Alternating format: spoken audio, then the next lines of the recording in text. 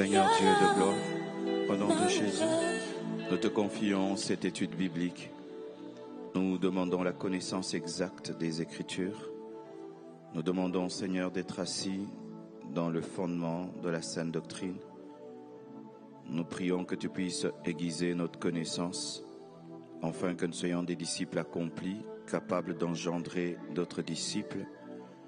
Je demande qu'un esprit de connaissance, un esprit studieux s'empare de nous, de cette assemblée, et je prends autorité sur toute puissance contraire à la connaissance, contraire à la vérité, contraire au discipulat, au nom de Jésus.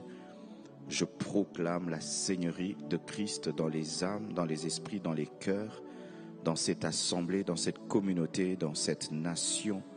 Je demande, Père, l'onction pour enseigner ces choses et communiquer ta vie. Au nom de Jésus. Je t'aime, mon âme te dit qu'elle t'aime. C'est toi que mon cœur aime. Mon Emmanuel, je t'aime. Mon âme te dit qu'elle t'aime. C'est toi que mon cœur aime. Mon Emmanuel, je t'aime. Mon âme te dit qu'elle t'aime. C'est toi que mon cœur aime. Mon Emmanuel, je t'aime. Mon âme te dit qu'elle t'aime. C'est toi que mon cœur aime. Oh, mon Emma, je t'aime. Mon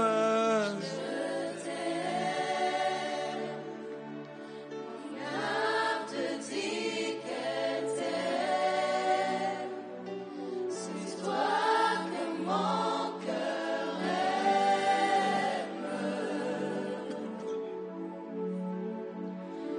Mon Emmanuel.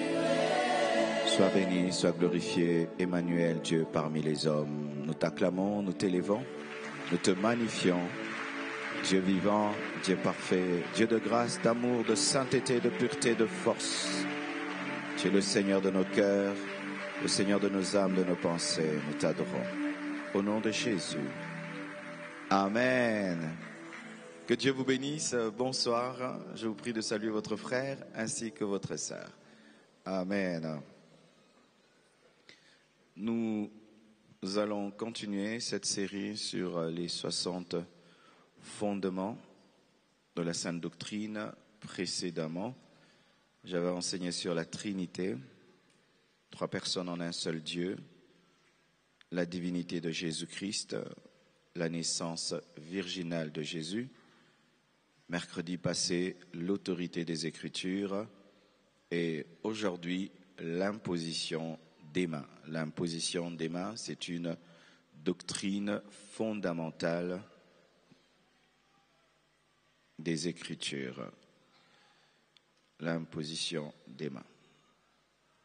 Je crois qu'après ces 60 fondements, on aura un gros livre comme ça. Hébreux 6, versets 1 à 2, la Bible dit « C'est pourquoi, laissant les éléments de la parole de Christ, tendant à ce qui est parfait, sans poser de nouveau le fondement du renoncement aux œuvres mortes, de la foi en Dieu, de la doctrine des baptêmes, de l'imposition des mains, de la résurrection des morts et du jugement éternel. » Prenez place, s'il vous plaît. Tout d'abord, vous devez savoir que ce n'est pas Paul qui a écrit le livre des Hébreux. mais le style littéraire du livre des Hébreux ressemble aux épîtres de Paul. C'est pourquoi souvent l'épître des Hébreux, le livre des Hébreux, est attribué à Paul, mais l'auteur du livre d'Hébreux n'est pas connu. Mais il se pourrait que ce soit l'un des disciples de Paul, par son style littéraire. On peut voir que c'est un disciple de Paul, mais ce n'est pas Paul qui écrit les livres des Hébreux. Alors, l'auteur des Hébreux parle du fondement, des premiers fondements, des éléments de la parole de Christ. Il parle du renoncement aux œuvres mortes, qui est un fondement, de la foi en Dieu, qui est un fondement, de la doctrine des baptêmes, qui est un fondement, de la résurrection des morts, qui est un fondement, du jugement éternel, qui est un fondement, mais aussi de l'imposition des mains. L'imposition des mains fait partie des fondements de la vie chrétienne. Donc cela doit être bien enseigné dans l'Église, parce que si c'est mal enseigné, il y a souvent des déviations. Alors, c'est quoi l'imposition des mains? C'est une des grandes doctrines de la Bible. C'est toucher avec la paume de sa main afin d'accomplir la volonté de Dieu. C'est une des grandes doctrines de la Bible. C'est toucher avec la paume de sa main, mais pas toujours, même des fois avec tes doigts, mais c'est toucher avec ta main afin d'accomplir la volonté de Dieu. C'est toucher avec ta main afin d'accomplir la volonté de Dieu. L'imposition des mains est un point de contact entre le divin et le naturel. C'est un point de contact entre le divin et le naturel. L'imposition de main, c'est un acte symbolique puissant pour la transmission des diverses grâces. C'est un acte symbolique puissant pour la transmission des diverses grâces. Amen. Donc, c'est un instrument de transmission, c'est un point de contact, c'est toucher avec ta main pour accomplir la volonté de Dieu. Et là, on nous dit imposition des mains. On ne dit pas imposition des pieds, du ventre, de la tête, du dos. C'est mains. Amen. On voit des gens qui imposent les pieds, qui marchent sur les gens. Non. Amen. J'ai vu quelqu'un qui met les fidèles par terre et puis marche sur vous. On n'a pas dit ça. On ne dit pas de piétiner les gens. Et d'autres qui dorment sur les fidèles, ils disent que non, c'est Élie. Élie s'est endormi sur un mort. Amen. Le fidèle est vivant. Donc, ce sont les mains, pas les pieds, ni le ventre. Alors, pourquoi on impose les mains? Premièrement, dans la parole de Dieu, nous voyons que l'imposition des mains est faite pour le transfert des péchés. Les transferts du péché du peuple sur un animal pour le sacrifice et la purification du peuple. Le souverain sacrificateur impose les mains sur un animal, sur un bouc, et le bouc reçoit le péché du peuple, et au lieu que le peuple soit jugé, c'est le bouc qui est jugé, et puis il est chassé dans le désert. Amen. Nous voyons cela dans Lévitique 16, verset 20. Lorsqu'il aura achevé de faire l'expiation pour le sanctuaire, pour la tente d'assignation et pour l'autel, il fera approcher le bouc vivant. Aaron posera ses deux mains sur la tête du bouc vivant, et il confessera sur lui toutes les iniquités des enfants d'Israël et toutes les transgressions par lesquelles ils ont péché. Il les mettra sur la tête du bouc, puis il le chassera dans le désert à l'aide d'un homme qui aura cette charge. Le bouc emportera sur lui toutes leurs iniquités dans une terre désolée. Il sera chassé dans le désert. Amen. Donc, un animal devient le substitut du pécheur. Le pécheur pêche, il n'est pas jugé parce que ses péchés sont transmis au bouc et le bouc est jugé à la place du pécheur et il est chassé dans le désert. Mais la transmission du péché se passe par les mains. Aujourd'hui, dans le Nouveau Testament, on ne peut pas faire ça. Amen. Personne ne peut te dire, non, donne-nous un animal, un bouc, on va transmettre tes péchés dessus, sacrifice. Non, dans le Nouveau Testament, il n'y a plus de sacrifice d'animaux. Il n'y a pas un animal dans le Nouveau Testament, un pasteur peut te dire, donne-moi de l'argent, je vais acheter un bouc, je vais prier pour lui, et puis les péchés de ta famille vont entrer dedans. C'est l'ancienne alliance. Aujourd'hui, dans le Nouveau Testament, notre bouc, c'est Jésus. Amen.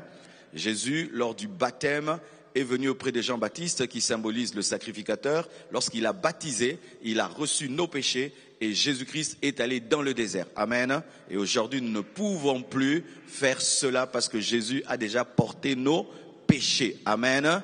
Dans le Nouveau Testament, il n'y a pas le bouc qui porte le péché parce que Jésus a déjà porté nos péchés. Il a déjà été jugé, condamné à notre place.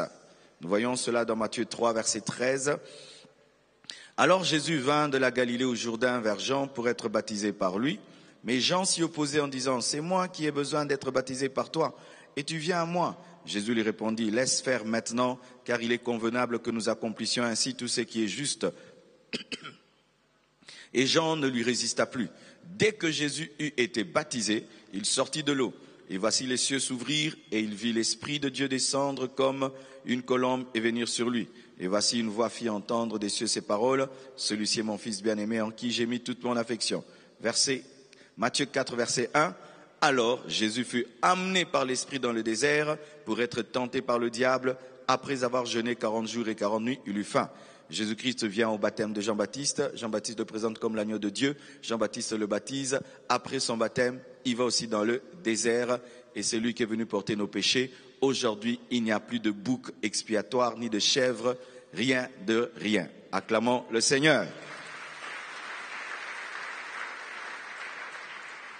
Pourquoi on impose les mains? On impose les mains aussi pour bénir, pour la bénédiction. Voyons cela d'abord dans l'Ancien Testament et on va voir si dans le Nouveau Testament aussi ça s'applique. Amen. Parce qu'il y a des choses qui sont vraies dans l'Ancien Testament, mais qui ne sont plus vraies dans le Nouveau Testament. Tu ne peux pas aujourd'hui offrir du sang pour être pardonné. C'était bien dans l'Ancien Testament, mais pas dans le Nouveau. Est-ce que dans le Nouveau, nous bénissons avec les mains?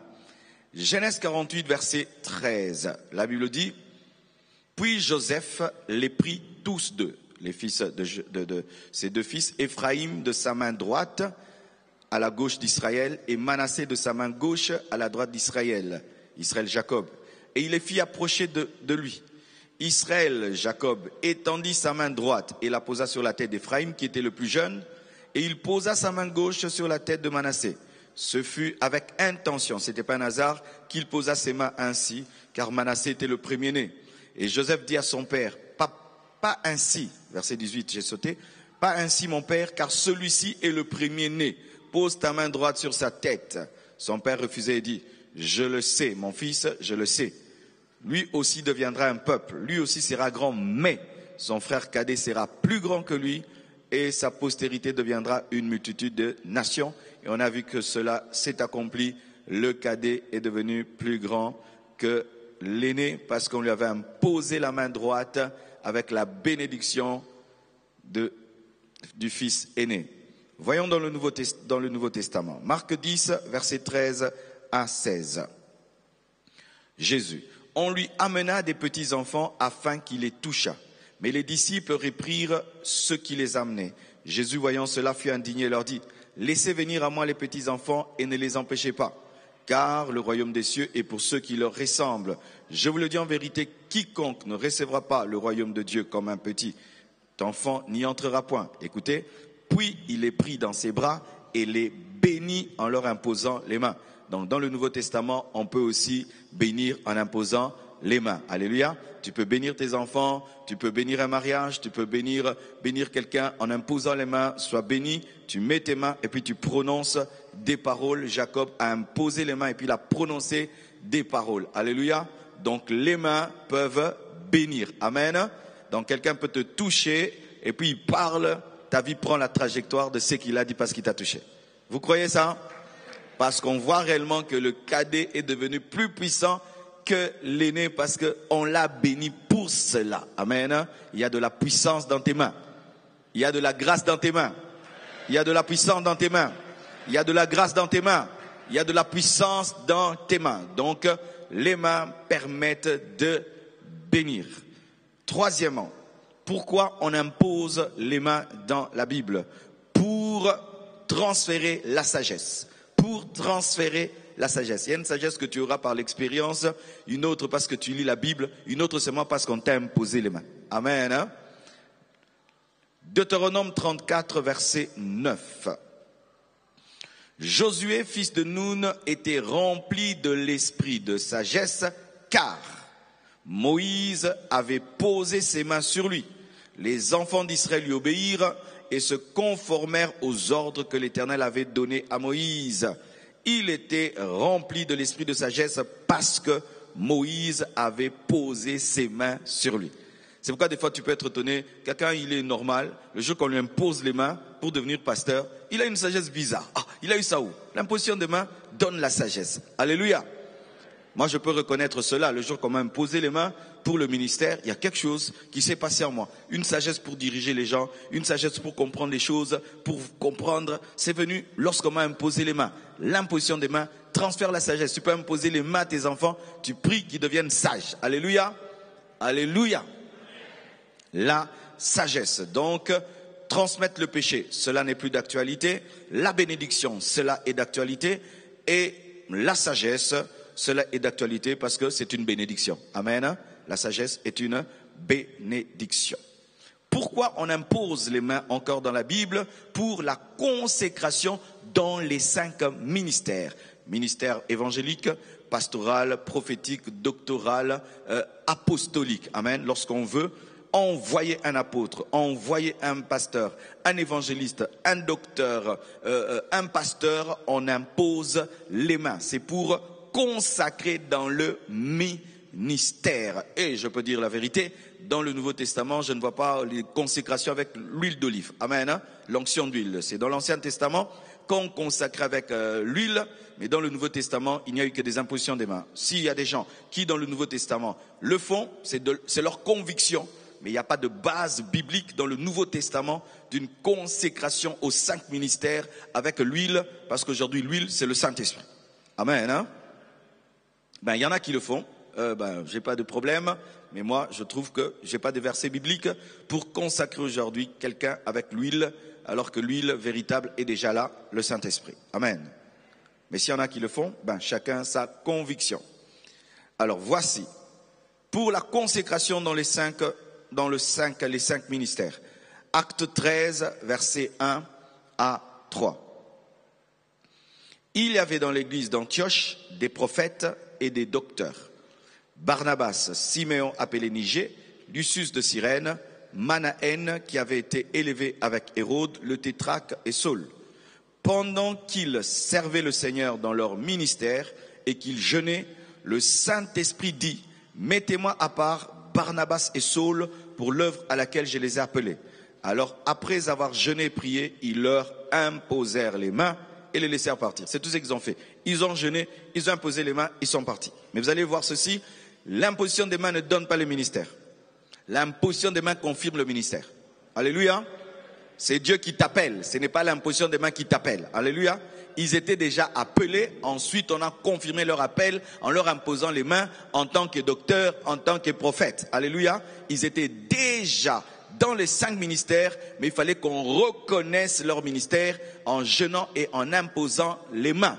L'imposition des mains permet d'introduire quelqu'un dans le ministère que Dieu lui a déjà donné. Amen.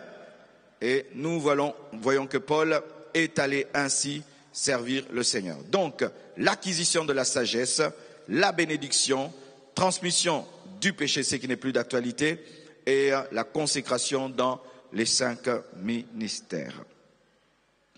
5e, pourquoi on impose les mains dans la Bible?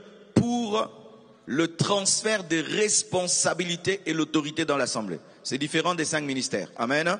On peut te donner de l'autorité dans l'église, mais tu n'es pas pasteur, tu n'es pas docteur, tu n'es pas apôtre, tu n'es pas prophète. Tu es diacre, tu es ancien, ou tu es président d'un département, on te dit de superviser quelque chose. On peut aussi prier pour toi, pour cette responsabilité. On impose les mains pour le transfert de responsabilité et d'autorité dans l'Assemblée. Dans l'Ancien Testament d'abord, voyons. Nombre 27, versets 18 à 23. L'Éternel dit à Moïse, prends Josué, fils de Nun, homme en qui réside l'Esprit, et tu poseras ta main sur lui. Tu le placeras devant le sacrificateur Éléazar et devant toute l'assemblée, et tu lui donneras des ordres sous leurs yeux pour introduire Josué à la place de Moïse comme étant leader d'Israël. Il fallait qu'on lui impose les mains. Amen.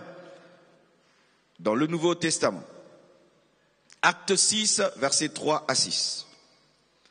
C'est pourquoi, frères, choisissez parmi vous 7 hommes de qui l'on rende un témoignage, un bon témoignage, qui soit plein d'Esprit Saint et de sagesse, et que nous chargerons de cet emploi.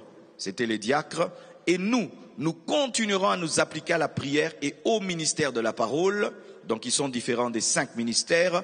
Cette proposition plut à toute l'assemblée. Ils élurent Étienne, homme plein de foi et d'Esprit Saint, Philippe, Procor, Nicanor, Timon, Parménas et Nicolas, prosélytes d'Antioche. Ils les présentèrent aux apôtres qui, après avoir prié, leur imposèrent les mains. Donc pour devenir diacre, pour avoir une responsabilité dans l'église, on t'impose les mains. Mais cette imposition de main ne fait pas de toi un pasteur, un évangéliste, un prophète, mais ça te permet d'exercer une autorité dans l'église. Amen. Vous êtes là? Sixièmement, toi tu ne suis pas, tu as dit septièmement. Sixièmement, pourquoi on impose les mains dans la Bible? Pour la guérison des malades. Pour la guérison des malades. Marc 16, versets 17 à 18, la Bible dit, « Voici les miracles qui accompagneront ceux qui auront cru. En mon nom, ils chasseront les démons, ils parleront des nouvelles langues, ils saisiront des serpents, s'ils boivent quelques breuvages mortels, il ne leur fera point de mal, ils imposeront les mains aux malades et les malades seront guéris. » Il y a un hôpital dans tes mains. Il y a un hôpital dans tes mains. Dis, il y a un hôpital dans mes mains. Dis encore, il y a un hôpital dans mes mains. Encore un hôpital dans mes mains. Dis fort, il y a un hôpital dans mes mains. Amen.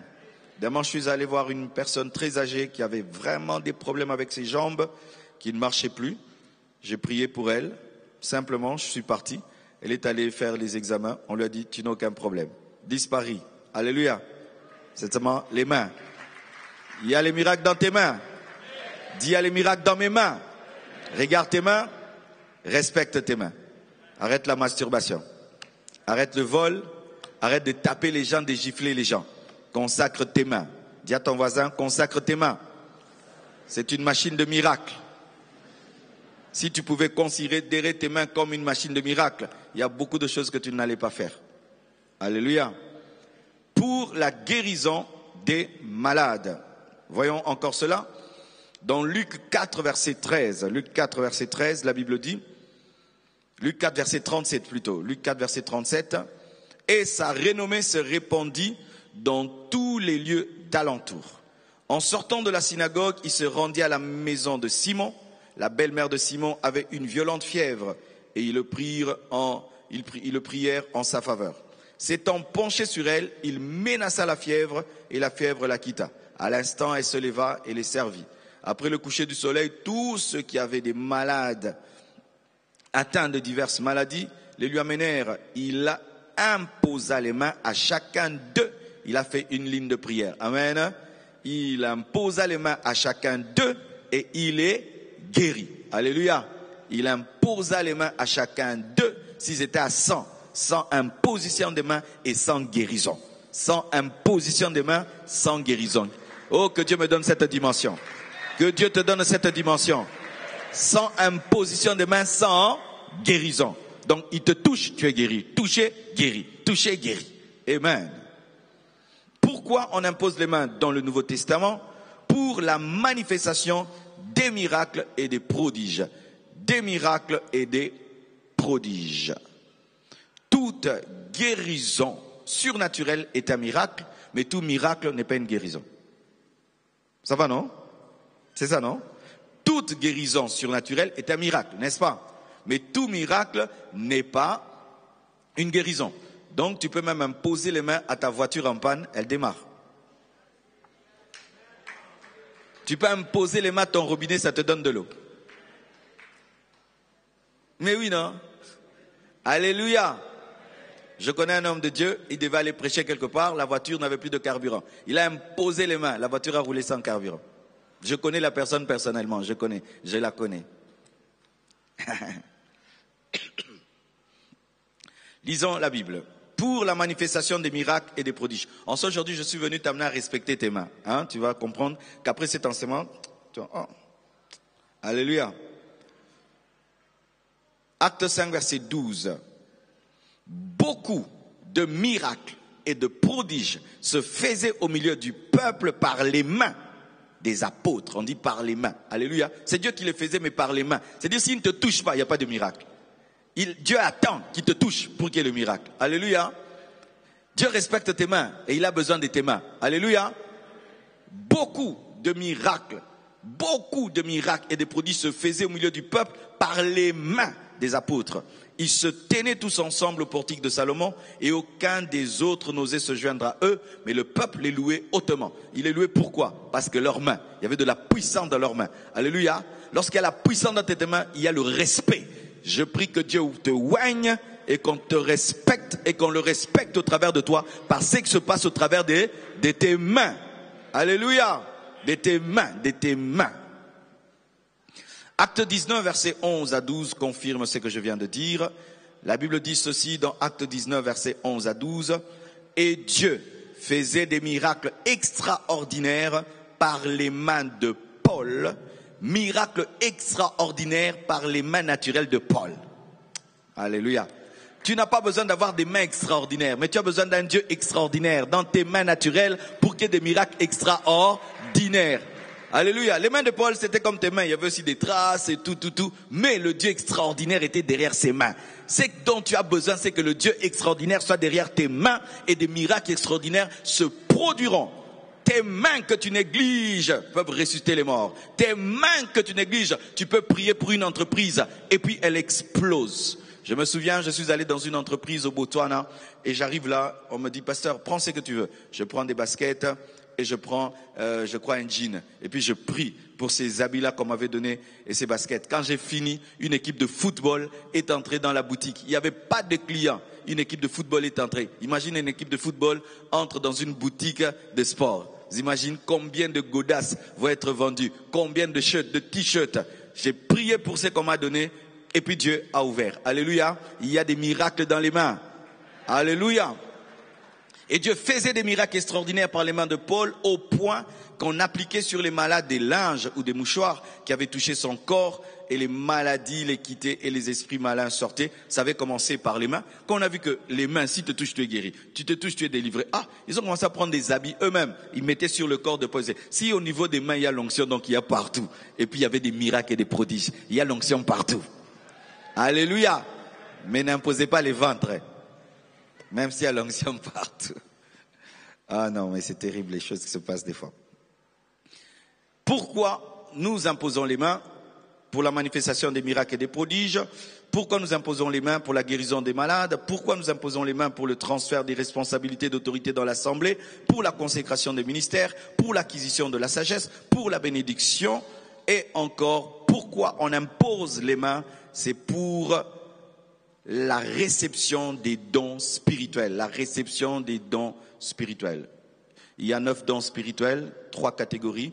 Il y a les dons vocaux. Dans les dons vocaux, ce sont les dons de la parole. C'est-à-dire que c'est un don qui fait que tu parles. Il y a le don de la prophétie, qui est un don vocal. Il y a la diversité de langues, c'est-à-dire où tu dis une langue spirituelle, mais pour donner un message. Il y a l'interprétation de langues, qui sont les 3 dons vocaux. Il y a aussi les 3 dons de révélation, la parole de connaissance qui te permet de connaître le passé caché, le présent caché. Il y a la parole de sagesse qui te permet de connaître les voies de Dieu et d'avoir une sagesse surnaturelle pour résoudre un problème très compliqué.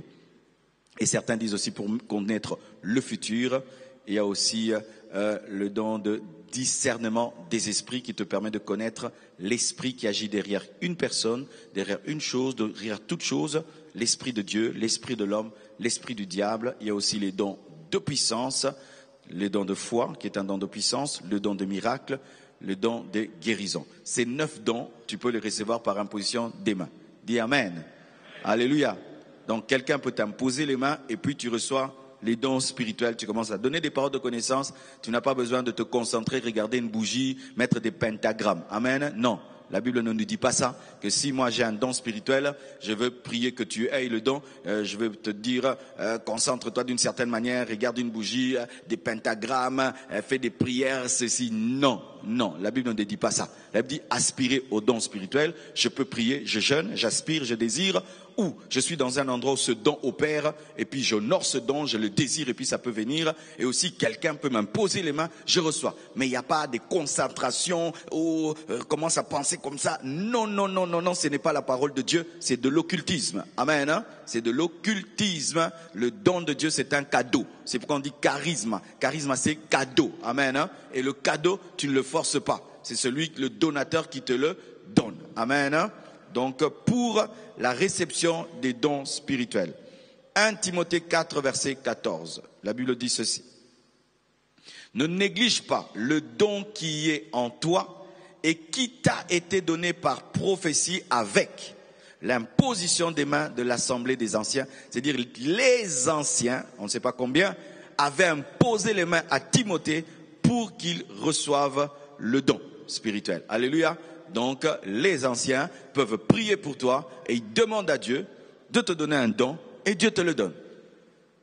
Amen. Hein?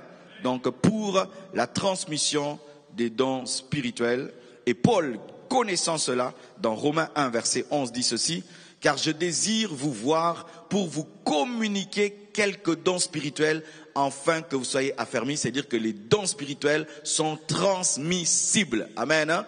Quelqu'un peut avoir un don spirituel et il prie que tu le reçoives. Et Dieu te le donne. Alléluia. Paul croyait qu'il pouvait communiquer les dons spirituels. Et comme 1 Timothée 4, verset 14 nous dit que c'est par imposition des mains, donc il croyait qu'il pouvait communiquer les dons spirituels par imposition des mains. Quelqu'un qui a un don de miracle peut prier pour toi et tu le reçois. Il a un don de guérison, il prie pour toi, tu le vis. Alléluia. Et ça ne s'achète pas. Amen. Oh, donne-moi d'abord l'argent, une offrande pour ça. Non, vous avez reçu gratuitement, donnez gratuitement. Alléluia. On ne donne pas les dons spirituels par l'offrande. C'est ce que Simon le magicien a cru et il a été maudit. Ça se donne gratuitement. Amen.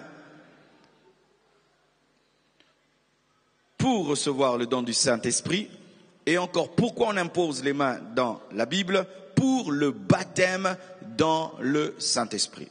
Alors, le baptême dans le Saint-Esprit, c'est une deuxième expérience avec le Saint-Esprit. La première expérience avec le Saint-Esprit, c'est lorsque tu crois. Lorsque tu te convertis, tu reçois le Saint-Esprit directement. Et tu n'as pas besoin de parler en langue pour cela. Quiconque a Jésus-Christ dans sa vie a le Saint-Esprit. Amen. Maintenant, le baptême dans le Saint-Esprit, c'est une deuxième expérience avec le Saint-Esprit, pas pour le salut, mais pour l'efficacité dans le témoignage. Amen. Hein? C'est-à-dire que le baptême dans le Saint-Esprit que tu reçois, c'est pas que ça fait de toi un chrétien. Tu étais déjà chrétien, maintenant tu reçois une deuxième expérience avec le Saint-Esprit pour que l'Esprit de Dieu te revête de puissance. Amen. Hein? C'est pour être revêtu de puissance afin de témoigner. Et l'imposition des mains permet aussi ce baptême dans le Saint-Esprit. Pas pour tout le monde. Certains sont baptisés dans le Saint-Esprit comme ça, on ne lui impose pas les mains, comme Corneille, comme moi aussi, j'étais baptisé du Saint-Esprit, sans imposition des mains. Mais d'autres, il faut qu'on lui impose les mains pour qu'il reçoive cette deuxième expérience. Acte 8, versets 15 à 18. La Bible dit ceci. Ceux-ci, arrivés chez les Samaritains, prièrent pour eux, afin qu'ils reçussent, c'est Pierre et Jean, afin qu'ils reçussent le Saint-Esprit, car ils n'étaient encore descendus sur aucun d'eux. Ils avaient seulement été baptisés au nom du Seigneur Jésus. Alors Pierre et Jean leur imposèrent les mains et ils reçurent le Saint-Esprit. Lorsque Simon vit que le Saint-Esprit était donné par l'imposition des mains des apôtres, il leur offrit de l'argent. Acte 19, verset 1. Pendant qu'Apollos était à Corinthe, Paul, après avoir parcouru les hautes provinces de l'Asie, arriva à Éphèse. Ayant rencontré quelques disciples, il leur dit: avez-vous reçu le Saint-Esprit quand vous avez cru? Il leur répondit: nous n'avons même pas entendu dire qu'il y a un Saint-Esprit. Il dit: de quel baptême avez-vous donc été baptisés? Et répondirent: du baptême de Jean. Alors Paul dit: Jean a baptisé du baptême de repentance, disant au peuple de croire en celui qui venait après lui, c'est-à-dire en Jésus. Sur ces paroles, ils furent baptisés d'eau au nom du Seigneur Jésus. Lorsque Paul leur eut imposé les mains, le Saint-Esprit vint sur eux et ils parlaient en langue et prophétisaient. Ils étaient tout environ 12 hommes. Et le baptême du Saint-Esprit est toujours accompagné par le signe du parler en d'autres langues. Amen. Le baptême du Saint-Esprit est accompagné toujours du signe du parler en d'autres langues. Donc aussi, le parler en d'autres langues peut se transmettre, peut se recevoir par l'imposition des mains. Alléluia. Le parler en langue peut se recevoir par l'imposition des mains. Il n'y a pas l'école du parler en langue di, da, do. Kangisa, di, da, do. Ra, ba, shaka, ba, ba, kangisa, ba, shaka, ba. Amen. Dis à ton voisin, ça n'existe pas.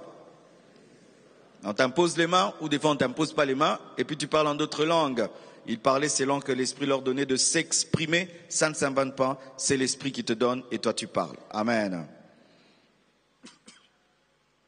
Alors, je vais entrer un peu dans le vif du sujet. Alors, la doctrine du baptême, de l'imposition des mains est très importante dans l'Église parce qu'il y a beaucoup de déviations. Je me souviens, nous on faisait des délivrances, le pasteur n'est pas au courant et on faisait des bêtises. Amen. C'est pourquoi j'aimerais maintenant là un peu parler un peu en pasteur.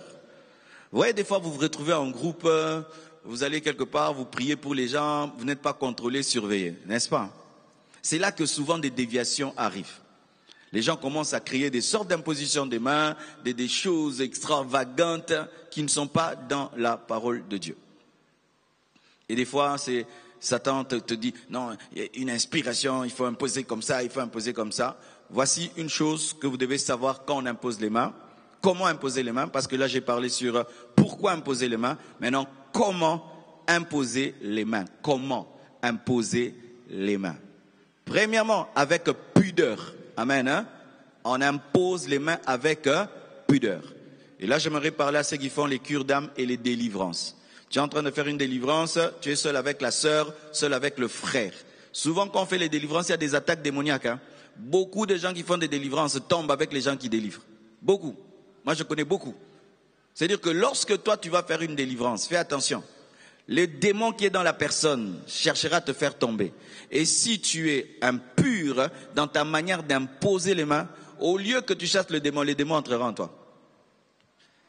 Toute impureté dans l'imposition de main peut faire, au lieu que l'esprit parte, cet esprit entre en toi parce que ta manière d'imposer les mains est impure.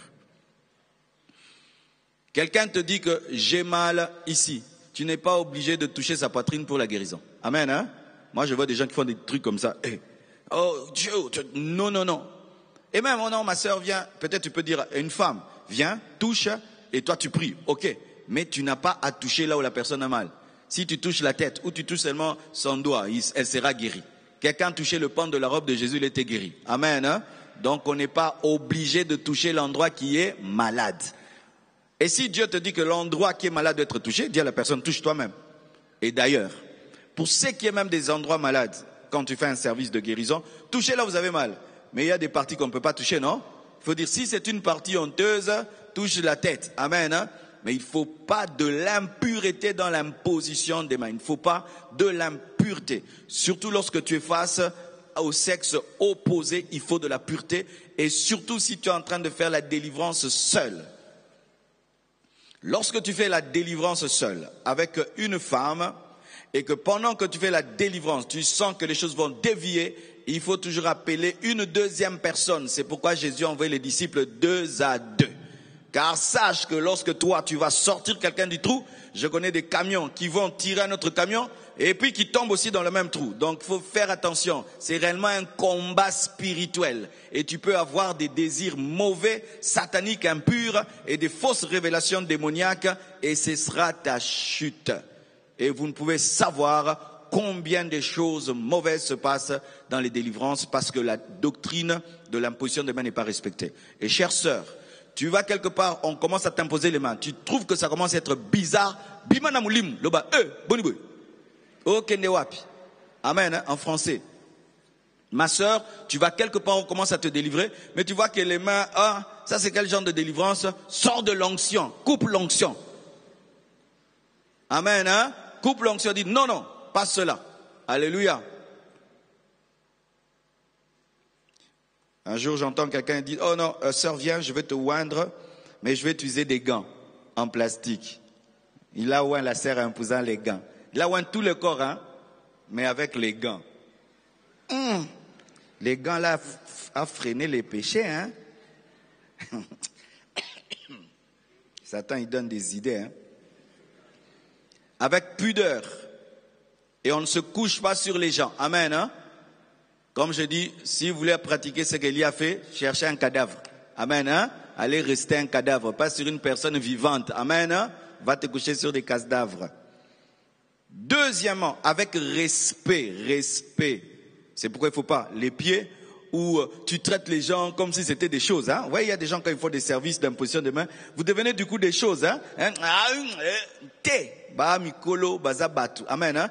Il faut respecter, il faut toucher avec respect. La personne se sent aimée, se sent respectée. Il ne faut pas que l'imposition des mains soit de l'imposition de main remplie d'impolitesse. Amen. Hein. Remplie d'impolitesse. D'autres, ils font comme ça. Frère, viens un peu.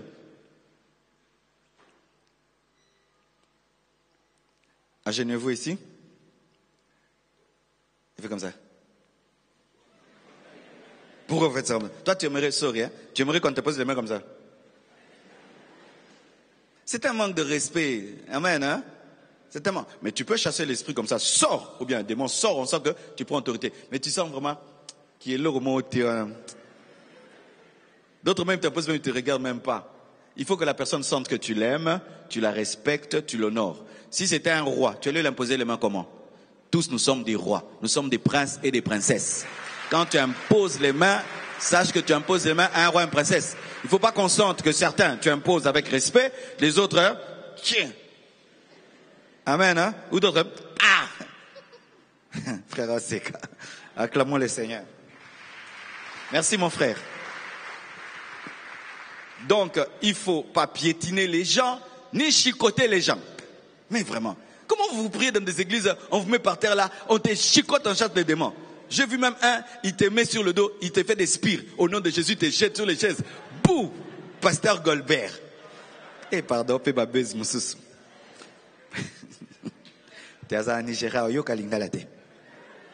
Mais des choses comme ça, vraiment. Hein, tu jettes des fidèles sur les chaises. Plus ils ont mal, plus les démons ont mal. Vous connaîtrez la vérité vous affranchira. Lisez la Bible. N'allez pas seulement à l'église, lisez la Bible. On va te faire des choses vraiment bêtes, là tu acceptes des choses, mais n'acceptez pas tout. Ce n'est pas parce que tu vas dans une église que tu perds ton intelligence, ton discernement, et puis on te fait tout ce qu'on veut. Non, non, non. Si tu vas quelque part, tu sens qu'on commence à te faire des choses là. Refuse, sors. C'est ton droit. C'est ton droit. C'est ton droit. Quelqu'un entre dans ta maison, il commence à vous faire des choses là, monter sur les chaises et vous faire des choses là. Chassez-le. Moi, quand j'étais au début de l'église, mes frères, il y a des trucs que j'ai tolérés aujourd'hui, j'ai envie de me gifler.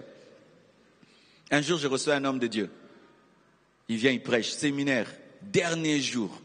Il dit, maintenant, je vais vous faire une prière d'élévation. Vous allez monter. Que tout le monde monte sur la chaise. Frère, il nous a fait monter sur les chaises.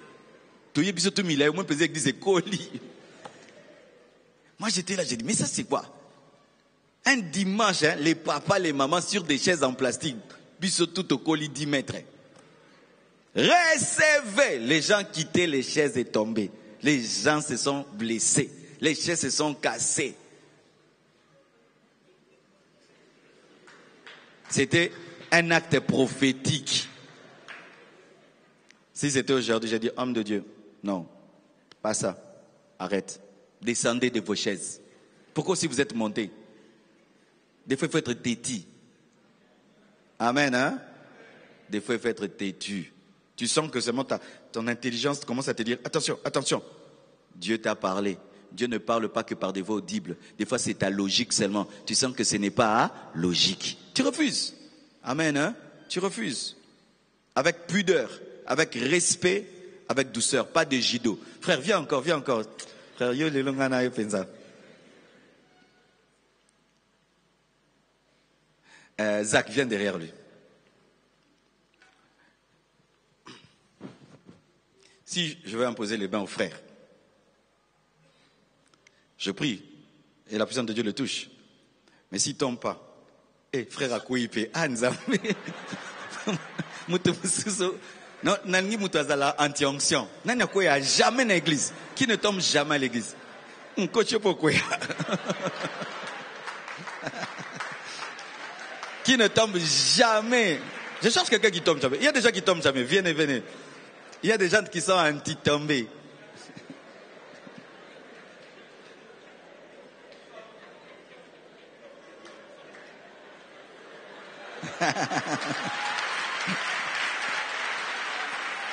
Alors,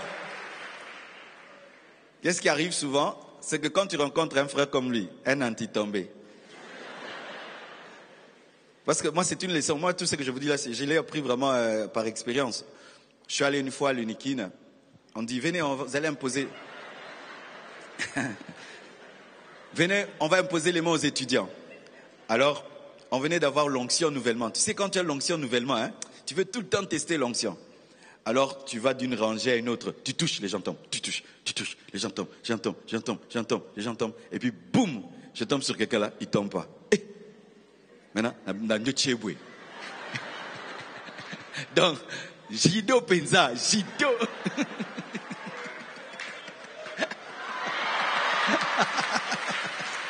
Maintenant, quand je lui ai fait ça, il m'a fait, hein, tiens ma main, n'aie pas peur. Touche. Il m'a fait, Bonigo.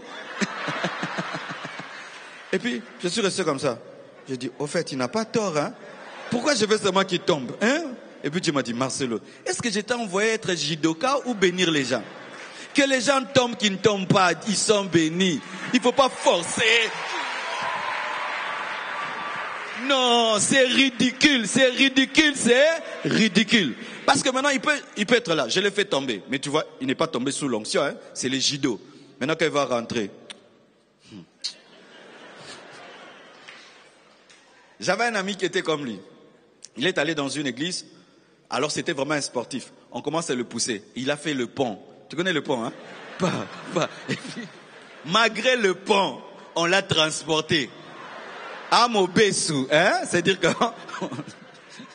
il est conscient. On l'amène. Il dit, mais vous m'amenez où? Et puis on les met par terre. Démon sort, dit, oh, démon où? Il a quitté cette église pour du bon. Il y a des gens qui quittent les églises seulement à cause de l'imposition des mains. Alors, celui qui impose les mains doit imposer les mains avec humilité. C'est pas parce que quand je le touche qu'il n'est pas béni. Est-ce que Josué était tombé? On dit seulement qu'il a reçu la sagesse. Il y a des gens, tu toucheras, il tombera. D'autres, ils ne tomberont pas. Il y a des jours même, tu vas jeûner, tu sens vraiment le feu. Tu pries, personne ne tombe. Ce n'est pas que Dieu ne t'a pas utilisé. Et c'est ça aussi, nous, les églises. Aujourd'hui, Dieu ne l'a pas utilisé. Pourquoi? On n'est pas tombé. Qu'est-ce qui se passe là? L'onction est partie, on ne tombe plus. Il faut dire, on n'est plus béni ou pas. Je connais un grand pasteur du Nigeria. Lui, les gens ne tombent jamais. Jamais ne tombent, jamais. C'est l'un des grands. Les gens ne tombent jamais. Mais les gens sont guéris, les gens sont délivrés. Ce n'est pas tout le monde qui aura le même type de ministère. Ce n'est pas si un homme de Dieu se tient ici, il dit maintenant service de puissance, Dieu va vous toucher et vous ne tombez pas, il n'y avait pas de puissance. Non, allez vérifier, vous êtes guéris, vous êtes délivrés, vous êtes bénis, les portes s'ouvrent. Amen. Hein?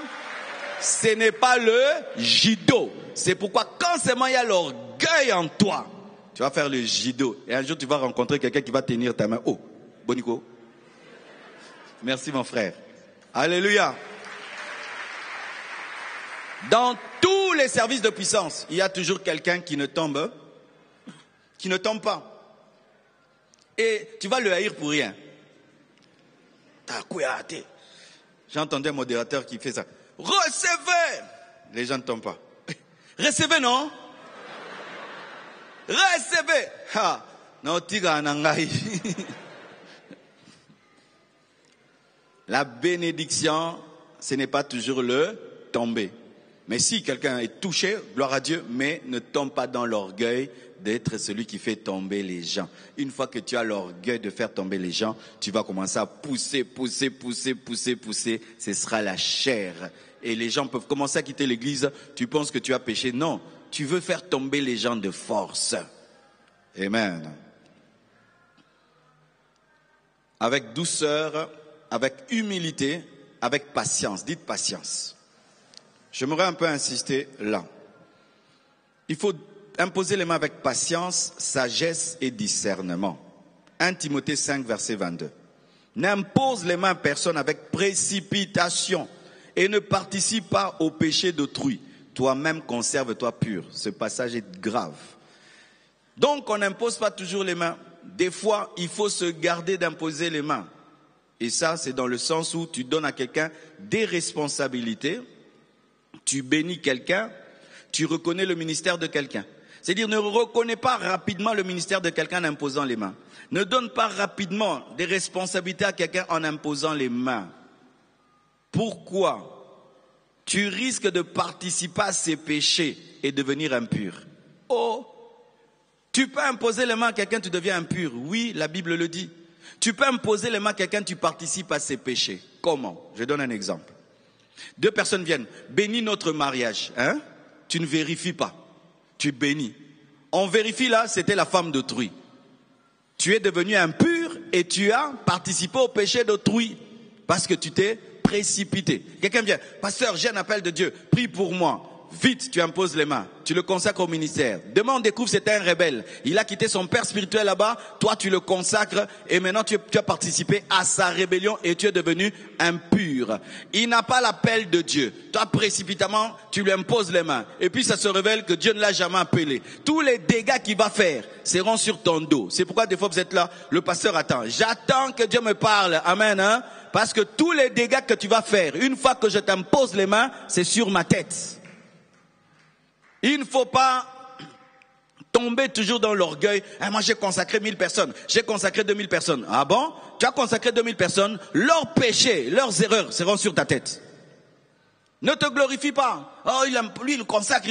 Tu vas là-bas, une année on te consacre. Oh, n'impose pas les mains pour le ministère, pour une charge, pour une responsabilité à quelqu'un, si tu ne la connais pas, si tu ne l'as pas discerné. Et même la Bible dit, certaines personnes, quand ce sont des jeunes convertis, il ne faut pas imposer les mains. Pourquoi? Elles tomberont dans l'orgueil. Il faut attendre qu'elles mûrissent, qu'elles grandissent. C'est pourquoi tu peux avoir le ministère là, mais je t'impose pas les mains parce que je suis en train d'éprouver ta patience, d'éprouver ton caractère et j'ai le droit. En plus, ce sont mes mains anga moko, na boui, na maboko nanga moko.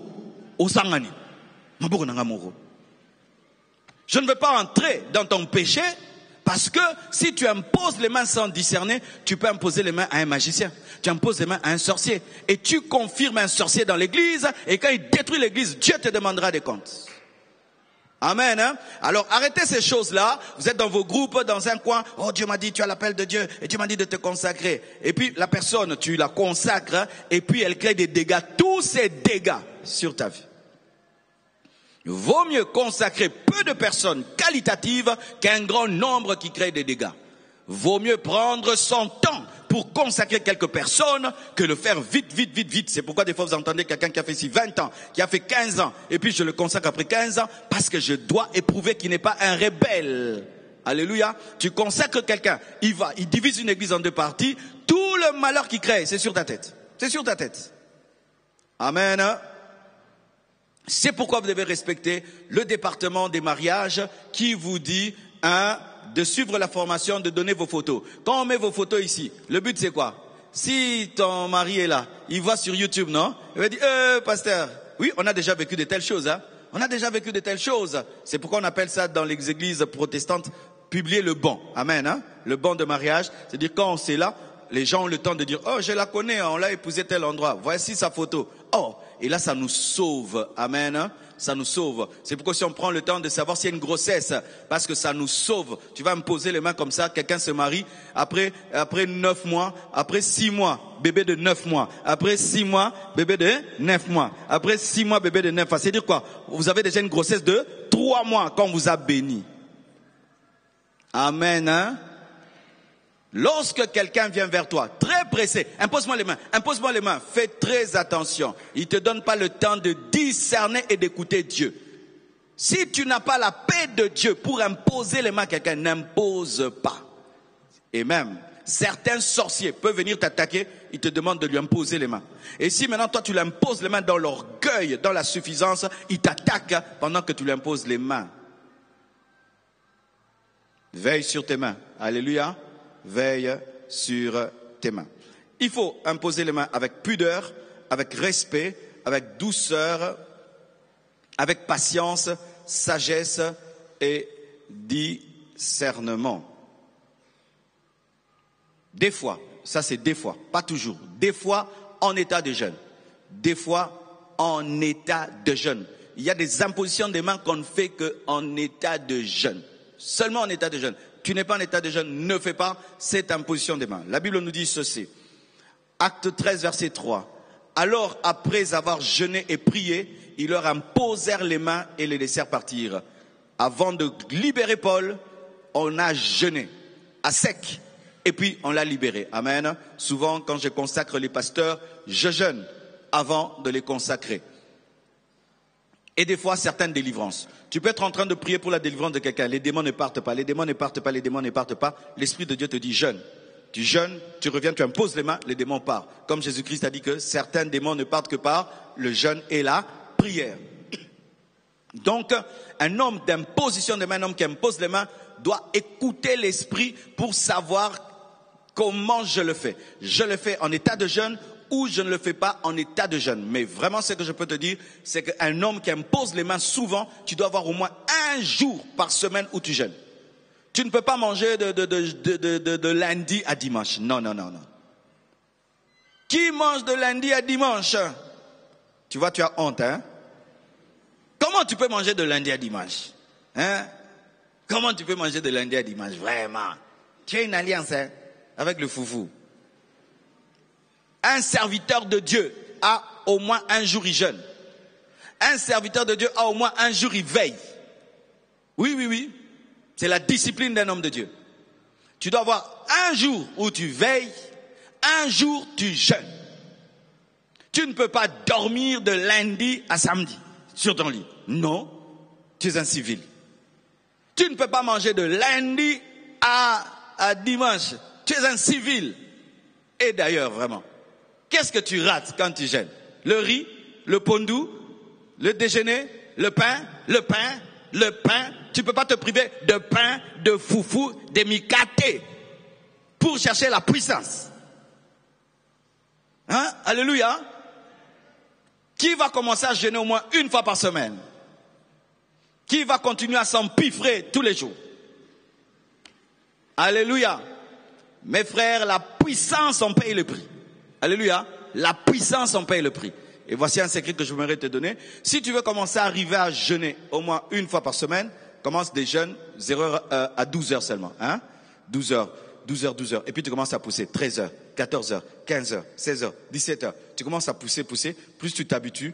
Et puis, ça devient normal jusqu'à 20h, 21h. Et tu as la force. Ça devient une habitude. Et ça te permet de te recharger spirituellement pendant la semaine. Alléluia. Parce qu'il ne faut pas jeûner devant le cas, il faut jeûner avant le cas. Jésus a jeûné avant les cas. On ne jeûne pas devant le cas. Amen. Hein? Donc certains cas, c'est dans le jeûne. Il faut des fois jeûner. Aussi la sanctification. 1 Timothée 2, verset 8. Je veux donc que les hommes prient en tout lieu, en élevant des mains pures, sans colère ni mauvaise pensée. Des mains pures. Des mains pures. Il faut avoir des mains pures quand on prie, quand on les présente à Dieu et aussi quand on touche les gens. Si tu as une vie de saleté, n'impose pas les gens les mains. Amen. Hein? Tu as une vie de saleté, n'impose pas les mains aux gens. Même si je dis venez, on va imposer les gens, fuis. Alléluia. Si je veux faire la ligne de prière, je dis non, j'ai pas assez de temps. Homme de Dieu, venez, fuis, refuse. Une fois, mon pasteur m'appelle. Marcelo, viens prier pour les démoniaques. Le pasteur, quand il avait prêché, je m'étais retrouvé dans ce qu'il avait dit. J'ai dit, papa, pas maintenant. Qu'on prie d'abord pour moi, puis je prierai après. Aie l'humilité de reconnaître quand tu es sanctifié et quand tu n'es pas sanctifié. Sinon, les démons vont te frapper. Amen. Hein? Ah oui, les démons vont te frapper. On n'impose pas les mains. Il y a qui courage. Hein? Amen. Hein? Tu dois être en communion avec Dieu. Parce que quand tu touches, ta vie maintenant est en contact avec cette vie-là. Et les choses mauvaises qui se passent dans cette vie-là vont venir attaquer ta vie. Ah oui, hein? C'est pourquoi un homme de Dieu, c'est comme un sportif. Les grands boxeurs, ils ne montent pas sur le ring par plaisir. Hein? Il doit être prêt. Il sait que je suis prêt. Mais si tu sens que tu n'es pas prêt, tu peux dire, je ne prie pas pour toi lundi, je vais prier pour toi mardi. Amen, hein? Arrange toujours ta vie avant d'imposer les mains aux gens. Sanctifie-toi pour Dieu et sanctifie-toi pour le peuple à qui tu rends ministère. Amen. Et si tu sens que ce temps-là, tu n'es pas vraiment en communion avec Dieu, garde-toi d'imposer les mains aux gens. Amen.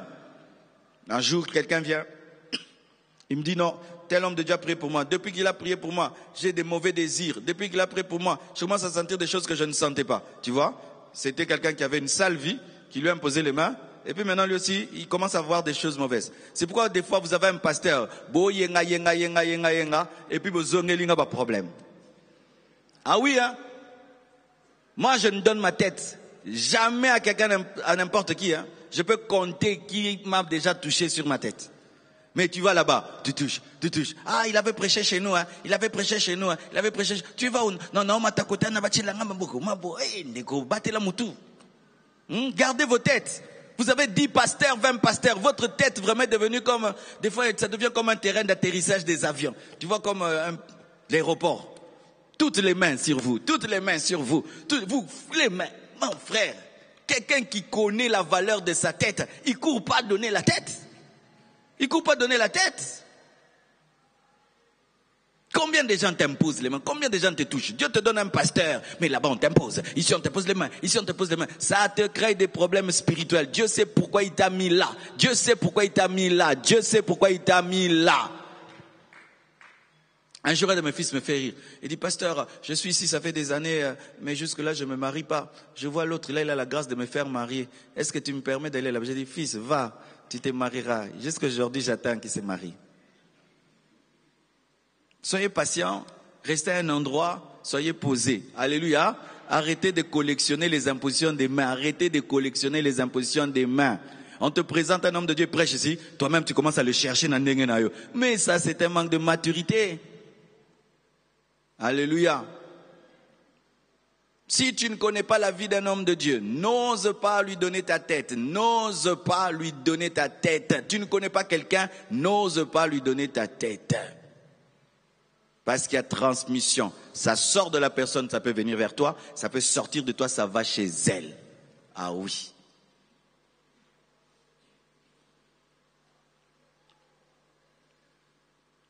Il faut imposer les mains dans la foi. Marc 16, verset 17. Voici les miracles qui accompagneront ceux qui auront cru.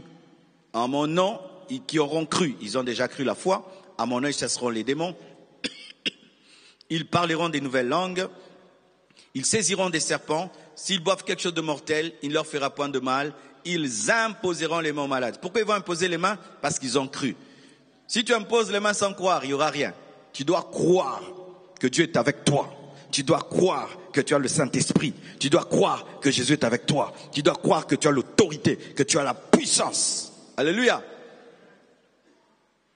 Beaucoup de gens ne vivent pas des miracles quand ils imposent les mains parce qu'ils doutent. Est-ce que moi aussi je peux? Est-ce que moi aussi je peux? Toi aussi tu peux. Tu es chrétien. Tu as cru. Tu peux. Tu as le Saint-Esprit. Alléluia. Ne doute pas. Ne doute pas. Tu prieras pour un paralytique comme ça. Il marche. Même toi tu es étonné. Oh, comment il a marché?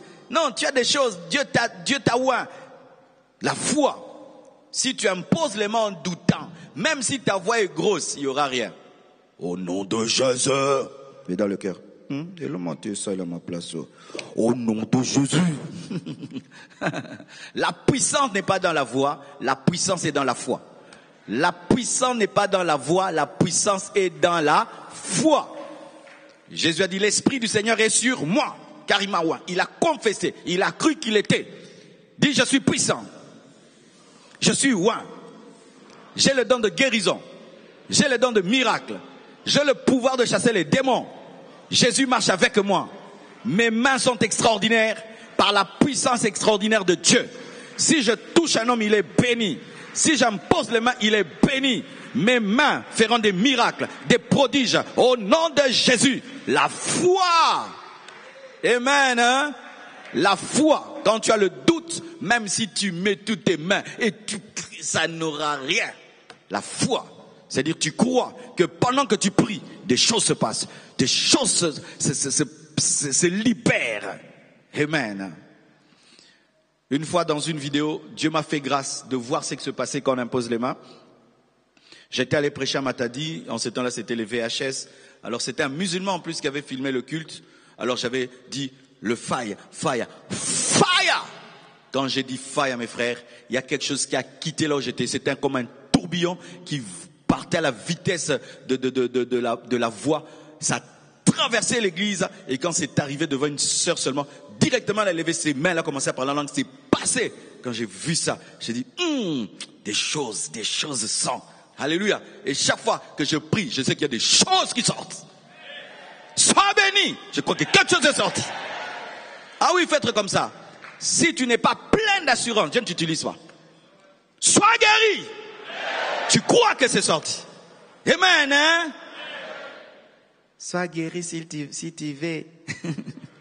S'il te plaît, maladie, peux-tu partir? S'il vous plaît, démon. Démon, sort! Amen. Ayez la foi, la folie. C'est dire je ne vois pas, mais je crois que j'ai. Je ne vois pas, mais je crois que j'ai le feu. Je ne vois pas, mais je crois que j'ai l'autorité. Je ne vois pas, mais je sais que je suis mandaté. Je ne vois pas, mais je sais que Jésus est en moi. Je ne vois pas, mais je sais que ça va arriver. Quand je viens prier pour les malades, déjà je crois que vous serez guéris. Depuis la maison, je rends grâce. Quand je viens, c'est seulement pour vivre ce que j'ai déjà vécu. Et je dis, qui va venir témoigner? Je sais que les gens vont témoigner. Pourquoi? La foi. Amen, hein? La foi. Dis à ton voisin, la foi. Alors, il faut aussi prier dans la fraîche onction. Psaume 92, verset 10. Dans d'autres versions, verset 11. Et tu me donnes la force du buffle. Je suis arrosé d'une huile fraîche. C'est pourquoi nous faisons des retraites. Une fraîche onction, ça veut dire que tu es déjà loin, mais tu sens qu'il y a longtemps que tu t'es ressourcé. Tu te retires en retraite. C'est comme on fait alpha 40, alpha 30 pour se ressourcer pour l'année. On impose les mains toute l'année aux gens, mais en janvier, on fait une retraite pour avoir une fraîche onction. Amen. Hein? Il ne faut jamais s'habituer à être utilisé par Dieu. Il ne faut jamais s'habituer à couler dans la puissance et dans l'onction. Des fois, il faut faire un break où Dieu te restaure. C'est comme pour l'année prochaine. Dieu m'a dit de me retirer seul. Donc le jeûne d'Alpha, je ne vais pas jeûner avec vous. Je vais totaliser 50 ans en janvier et j'aurai besoin de me retirer pour aller réfléchir. Je n'ai pas besoin de faire une fête des 50 ans ou comme on organise un jubilé du pasteur Marcelo. Non, je sens que je dois aller méditer, réfléchir pour cette nouvelle saison, m'enfermer seul dans une pièce pendant 30 jours et sortir, faire une croisade. Donc je vais aller me retirer en janvier tout seul. Et regarde, ça fait des années que je sers Dieu, entre guillemets, il y a de l'impact. Mais malgré ça, on s'arrête, on va chercher Dieu. Amen. Hein? Tu sais, moi, quand j'étais au banc comme vous, c'était grave, hein, la manière dont je cherchais Dieu. Hein. J'avais 45 kilos. Hein. C'était Marcelo a disparu, Marcelo est venu. Marcelo a disparu, Marcelo est venu. C'était ça Marcelo dans l'église. Il disparaît 11 jours, il revient. Il disparaît 2 jours, il revient. Il disparaît 3 jours, il va, il revient. Il va, j'ai amassé. Et les gens, vous ne savez même pas ce qui se passait dans ma vie. J'étais en train de chercher Dieu à un niveau. Un jour, on m'invite dans une veillée. C'était la veille des intercesseurs. Et puis, on ne m'a pas donné de la parole. Lui, il ne va pas prêcher. On a mis quelqu'un d'autre pour prêcher. Moi, on m'a dit, Marcel, tu vas seulement clôturer. Je suis venu à la veillée rien que pour clôturer la veillée. À la fin, j'ai dit, ok, tenez-vous les mains. Je venais d'un jeune, donc je n'ai même pas la force de parler. Tenez-vous les mains, se sentent les mains. Je suis allé au milieu du cercle, j'ai fait ça, tout le monde, boum. L'orateur là m'a dit, je dis au revoir. Non, c'était seulement la passion des power. On avait des choses vraiment,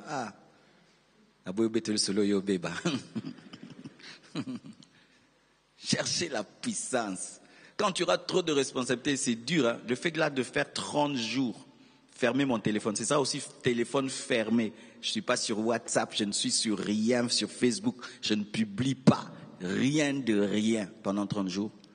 Mais c'est plein de choses qu'il faut mettre en place, une organisation terrible pour que pendant 30 jours-là, les choses que je fais soient faites. Mais toi, tu as la grâce. Tu n'as pas encore des lots de responsabilité. C'est le temps de chercher Dieu. 21 jours, tu sors. Tu n'as pas besoin toujours que l'église puisse donner le programme. Toi-même, 40 jours, toi-même tu jeûnes, tu sors. 20 jours, tu sors. 10 jours, tu sors. La power, ça grandit, ça grandit. Tu commences à avoir une intimité avec Dieu. Les gens ne savent pas. Tu n'as même pas besoin de publier. Tu grandis seulement dans la puissance. Lorsque ton temps arrivera, boum, un phénomène spirituel paraît. Et quand les gens viennent t'attaquer, trop tard, tu as trop de racines déjà. Les gens qui m'attaquent, ils sont venus trop tard. Hein? Les racines qu'on a prises avant de commencer cette œuvre. Oh, moi j'ai prié jusqu'à ce que Dieu m'a dit, ça suffit. Hein? Moi, j'ai entendu l'oracle de Dieu me dire, tu as assez prié, ça va maintenant. J'avais dit, je vais prier, jeûner jusque pour commencer la compassion. C'était grave. Un jour, je vais vous projeter mes photos. Hein. Je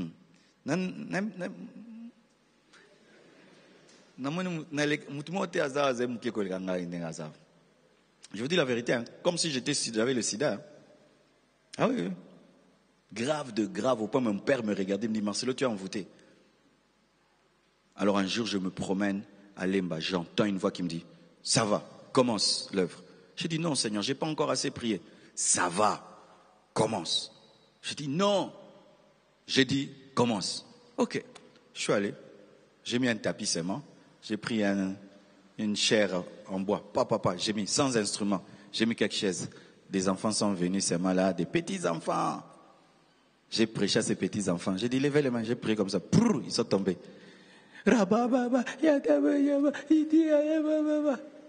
Ils sont rentrés à la maison en parlant langue. Qu'est-ce qu'il y a? Il y a un pasteur au coin là-bas, un petit jeune. Il prie pour les gens. Les mamans viennent recevoir. En ce temps-là, je n'avais pas trop de paroles. C'est comme ça qu'il s'appelait, il s'amenait. Et puis j'ai grandi aussi dans la parole et tout. Jusqu'aujourd'hui. Je suis étonné aujourd'hui, les gens, ils veulent commencer l'œuvre de Dieu au climatiseur, au moquette, au piano. Power! Hey! Ouh, je joue le piano, climatiseur. Non, mon frère, la climatisation ne guérit personne. Le piano ne guérit personne. Mais la puissance amène le piano, amène la climatisation, amène le reste. Le problème aujourd'hui, vous êtes pressés, louer des choses, des instruments. Mais la power, la puissance, hein? On te voit, tu es un enfant, mon sang, que tu as un dégagement bizarre. Ça, c'est quoi cet enfant-là? C'est ça, le plus important. Aujourd'hui, les églises, c'est d'abord le matériel de beauté au écran géant. Non! Oh, maintenant, pasteur, on a mis l'écran géant. Est-ce que l'onction est montée? Maintenant, l'église a des écrans géants. Est-ce que ton onction a grandi? Amen, hein? Vous recevrez une puissance. Et vous serez mes témoins. C'est le plus important. Acclame le Seigneur. Pour finir, on impose les mains comment? On impose au nom de Jésus. On n'impose pas au nom du pasteur. On n'impose pas au nom du prophète. On n'impose pas au nom on impose au nom de Jésus. Vous imposerez les mains au nom de Jésus. En mon nom, vous guérirez. En mon nom, au nom de Jésus. C'est Jésus qui permet que tes mains soient extraordinaires. Ce n'est pas ta force. Ce n'est pas ta main. C'est Jésus. C'est Jésus. C'est Jésus. Au nom de Jésus.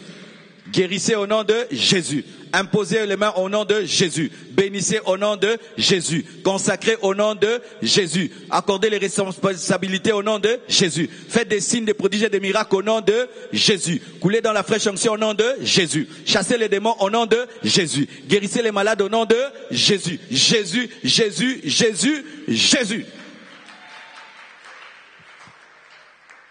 Et le nom de Jésus, c'est pas toujours que tu cites, même dans ton cœur.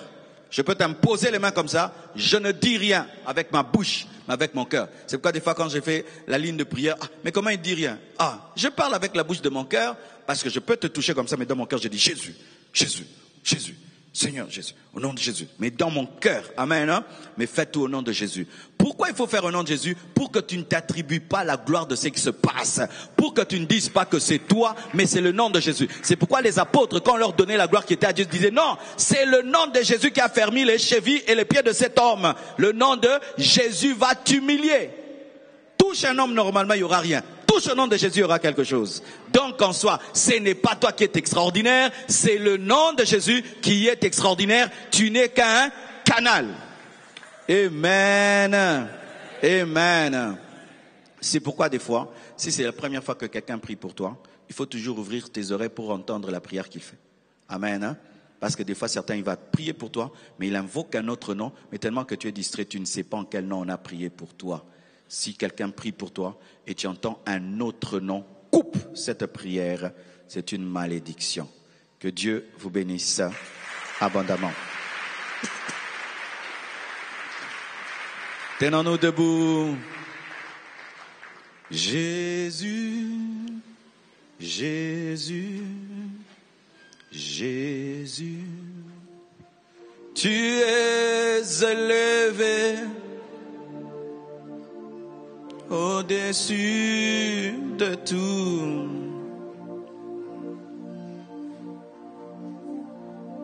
Jésus, Jésus, Jésus, tu es élevé au-dessus de tout.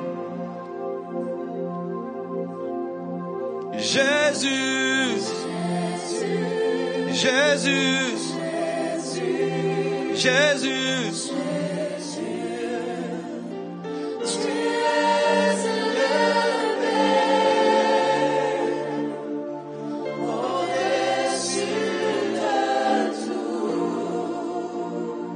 prie pour la sanctification de tes mains, de ta vie. Prie selon ce message que tu viens de recevoir. Dieu t'a parlé du jeûne. Dieu t'a parlé d'éveiller. Dieu t'a parlé de la foi. Dieu t'a parlé de la pudeur. Quelqu'un t'a imposé les mains et puis depuis tu te sens bizarre. Dieu a dit tellement de choses. Prie au nom de Jésus. Prie au nom de Jésus.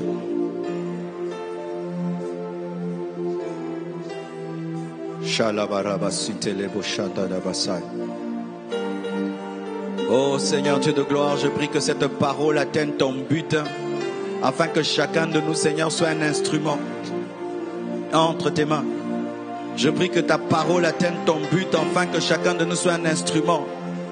Oh Dieu de gloire, que nos mains deviennent des instruments de guérison, des instruments de délivrance, des instruments, Seigneur Dieu de gloire, d'impactation. Oh Seigneur, pardonne nos péchés, pardonne nos transgressions, tout ce qui fait que tu ne peux pas nous utiliser. Oh Dieu, délivre-nous Seigneur de toute imposition de mains malsaines. Délivre-nous de toute imposition de mains malsaines. Quiconque nous a imposé les mains Seigneur et qui n'était pas dans ta crainte et qui nous a transmis quelque chose de mal, Seigneur, que cela quitte nos vies Père au nom de Jésus. Chakalebraya masketelebraya. Oh Dieu, nous demandons que tu nous remplisses de foi, de foi, de foi, de foi, de foi.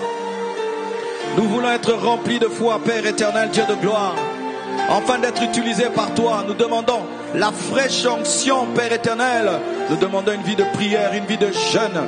Nous prions, Père éternel, que tu nous donnes de tout faire dans la connaissance. Père, merci. Je prie pour ton peuple et je demande que cette parole ici et dans le monde entier puisse engendrer l'équilibre, la maturité dans l'exercice de l'imposition des mains. Au nom de Jésus-Christ. Merci Père.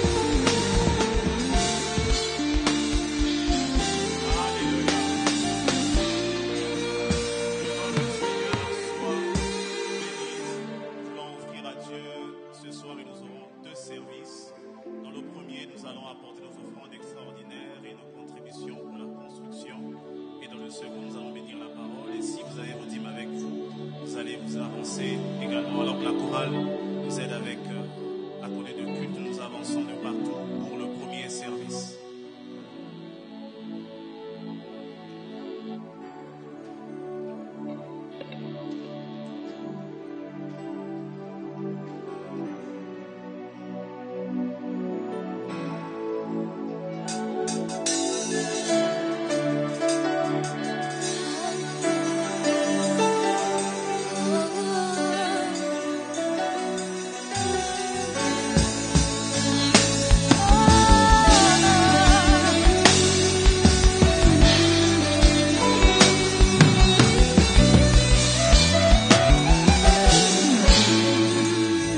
Je porte en moi les maîtres du salut.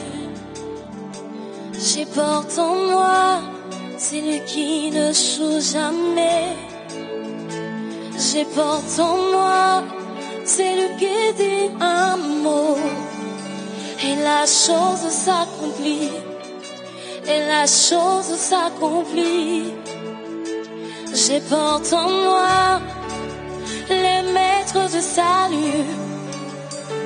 Je porte en moi celui qui ne joue jamais. Je porte en moi celui qui dit un mot et la chose s'accomplit. Et la chose s'accomplit. Il est vivant, vivant, vivant. Il agit en moi. Il agit en moi. Il est vivant, vivant, vivant. Il agit en moi. Il agit en moi. Nous approchons